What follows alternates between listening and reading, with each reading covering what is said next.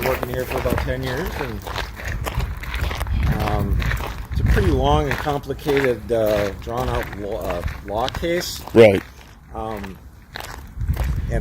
We never really dive too deep into like the really hardcore aspects of the law because, well, we're not lawyers. Right. But we like to talk about Dred and Harriet and their family, their two daughters, their time here at the fort, how they came to be here, and then what that represented when they ultimately left, and how their court case would go on to really reshape how most of the United States thought or felt about the expansion of slavery.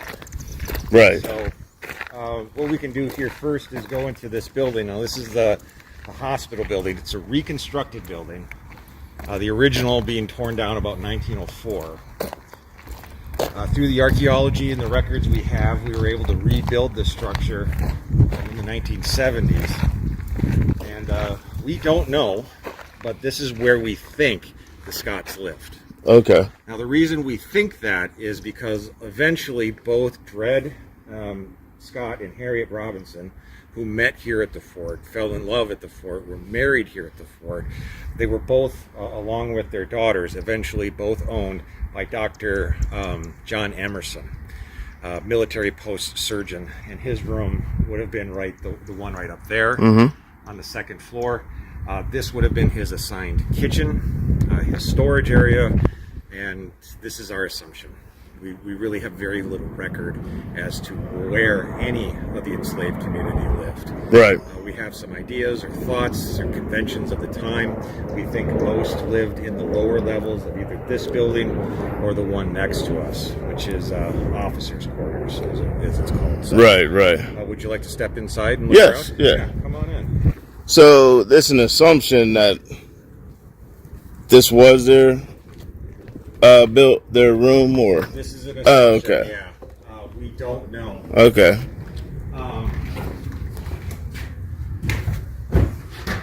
It's a little dark in here. I'm sorry to say. Yeah. We don't even know really what this room looked like. Would have looked like. We don't really even know what was in here. Did it have a dirt floor or wood floor? We don't know.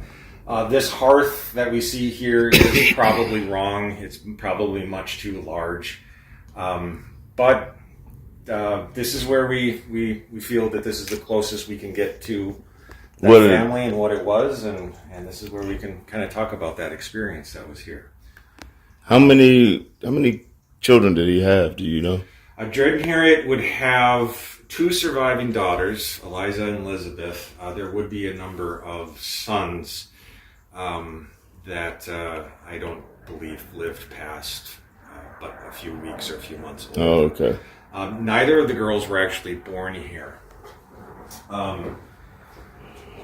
Dred was purchased in 1836 in St. Louis, Missouri by Dr. John Emerson when Emerson was being transferred up here to Fort Snelling. Harriet Robinson, she had already been here for a year. She had also been purchased in St. Louis by Lawrence Tolliver, who is an Indian agent. This is a government bureaucrat, essentially. Tolliver owned other enslaved people as well. But this is where they would meet. We think Emerson may have rented Dred out to other officers from time to time. It was pretty typical. And actually, that's kind of what would happen later in their lives. So they meet, they fall in love, they're married. Tolliver oversees this marriage ceremony. But Dred and Harriet would ultimately follow Dr. Emerson in his military career, which in the short story, we talk about them being here for 4 years, 1836 to 1840, but that's not entirely true. Dr. Emerson would actually make a number of trips from Fort Snelling down to Fort Jessup. Don't quote me exactly on that, but it's in Louisiana. It's on these riverboat journeys that their daughters are actually born, either in St. Louis or on the river journey back. So It's over the course of those 4 years that Emerson, along with the Scots, would leave, go to Louisiana. That's actually where Dr. Emerson gets married to his wife, Irene. And then he does spend about another year back here at Fort Snelling. So 1840, this is when Emerson now leaves Fort Snelling. He's being posted to, it's called Jefferson Barracks. It's near St. Louis, Missouri. And he brings his essentially new wife, Irene, Sanford is her name, and Dred and Harriet and their 2 daughters. But Dr. Emerson dies shortly after that. Irene inherits the Scots family. She's the owner. She then also remarries and moves to New England. But the Scots remain in St. Louis, where they are rented out to other people. As enslaved individuals, Irene, of course, receives the payment, et cetera, et cetera. That's how that works. But it's now getting into the 1840s. This is where Dred and Harriet meet a lawyer through their church that wants to help them gain their freedom through a freedom suit.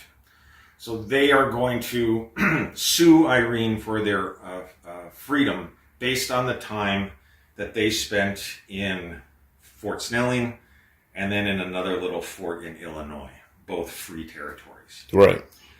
The Scots are not doing anything new. Many people had done this before, and usually won. In fact, there had been another enslaved woman here named Rachel about 4 years before the Scots who had sued for her freedom and had won as well. Now, was Rachel the first or the first documented person? No, not even close. This is just an example of how frequent it was, is because the U.S. Constitution at the time, it didn't outlaw slavery, but it also didn't allow it as well. It was intentionally left vague, right, by Thomas Jefferson and others. But the South, so the South, right.